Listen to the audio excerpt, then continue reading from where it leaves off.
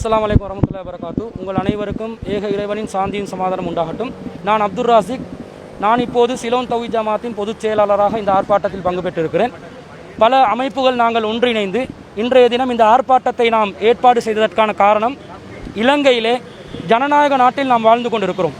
கொரோனாவில் பாதிக்கப்பட்ட மக்கள், உயிரிழந்தவர்களை அடக்கம் செய்வதற்கு இலங்கை அரசு தொடர்ச்சியாக ஒரு இழுத்தடிப்பை செய்து கொண்டிருக்கிறது.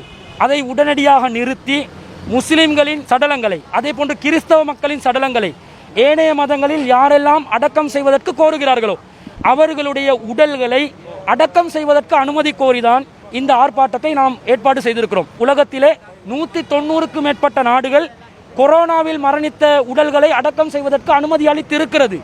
உலக சுகாதார அமைப்பு அனுமதி அளித்திருக்கிறது. இலங்கையிலே மனித உரிமை ஆணைக்குழு இலங்கை அரசிடம் கோரிக்கை வைத்திருக்கிறது. ஐநாவின் இலங்கை தூதுவர் இலங்கை அரசிடம் கோரிக்கை வைத்திருக்கிறது. இலங்கை மதிப்புக்குரிய உயர் மதப்பீடமாக கருதப்படுகின்ற ராமட்ய மற்றும் அமரபுர பீடங்களை சேர்ந்த பௌத்த மத குரு தலைவர்கள் அரசிடம் கோரிக்கை வைத்திருக்கிறது. ஆனால் ஏனோ தெரியாது இழுபறியான சூழ்நிலை காணப்படுகிறது. முஸ்லிம்கள் 20 நாட்களை கொண்ட ஒரு பச்சிலம் குழந்தையை எரித்ததன் காரணமாக நாம் வேதனை அடைந்து மன உளைச்சலுக்குள்ளாகி இருக்கிறோம்.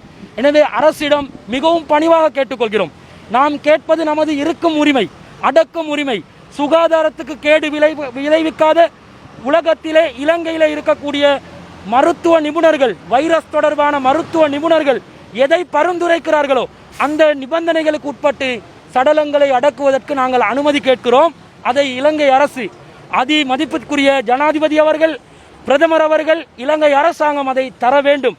தராத பட்சத்தில் இன்ஷா அல்லாஹ் முஸ்லிம்கள், கிறிஸ்தவர்கள், சிங்கள பௌத்த மக்கள் இலங்கையர்களாக இயக்க வேறுபாடு, கட்சி வேறுபாடு இல்லாமல் அடுத்த கட்ட எங்களுடைய ஜனநாயக போராட்டத்தை இதைவிட பலமான முறையில் நாம் செய்வதற்கு தயாராக இருக்கிறோம். அதுவரைக்கும் நமது போராட்டம் தொடரும்.